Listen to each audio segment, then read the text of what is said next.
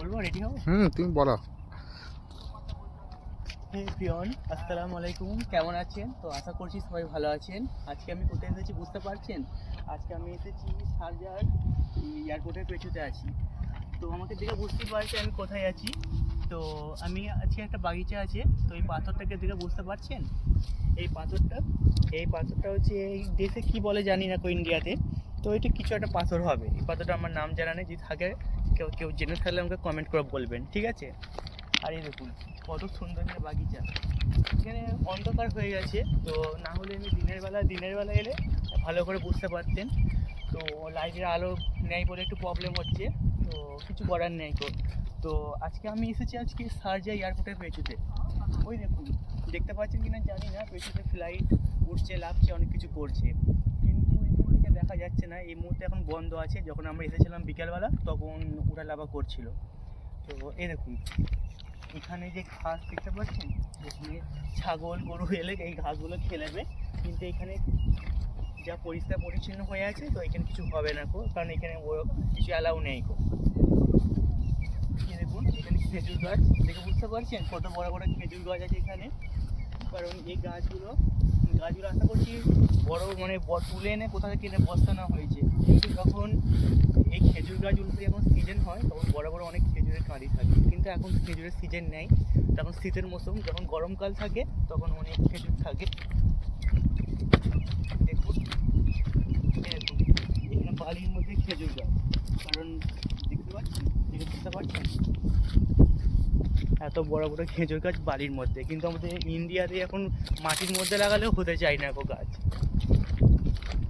এই জায়গাটা অনেকটা শুনশান, কারণ এইদিকে খালি ফ্যাক্টরি আর কোম্পানি, এছাড়া কিচ্ছু নেই কারণ এখানে বড় বড় ফ্যাক্টরি, কাপড়, ওই ধারে গোল্ড, কারণ এখানে ফ্যাক্টরি ছাড়া আর কিছু নেই তো আজকে অনেকটা জার্নি করে আমরা এসেছি, কারণ শারজা এয়ারপোর্টের পেছনে ফ্লাইট উঠছে লাফছে দেখার জন্য। তো আমরা এই জায়গাতেই থাকি, কিন্তু এখান থেকে আমাদের 1 ঘন্টা যেতে হবে পায়ে হেঁটে। তো এখানে কিছু অ্যালাউ নেই বাস, টোটো, অটো, যেমন ইন্ডিয়াতে লোক বাস, টোটো, অটো চেপে আসে, কিন্তু এখানে কোনো কিছু অ্যালাউ নেই তো সেই জন্য আমাদের পায়ে হেঁটেই যেতে হবে অনেক দূর। তো দেখতেই পাচ্ছেন সন্ধ্যা হয়ে গেছে, লাইট চলে গেছে। তো আজকের মতন জাস্ট ভিডিওটা আমি এখানে শেষ করতে চাইছি। তো আবার অন্য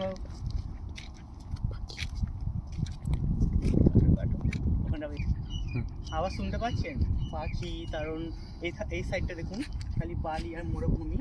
যেমন দেখেন সৌদি আরবে শুনেছেন কিনা আমি জানি না, সৌদি আরবে যেমন বালি পাথর পাখির ডাক, তো এইখানটা ওরা শুনশান মরুভূমির মতন। ওই দেখুন আরেকটু আমি আগে গেলে ভালো করে দেখাতে পারতাম, পাখির আওয়াজ শুনতে পাচ্ছেন।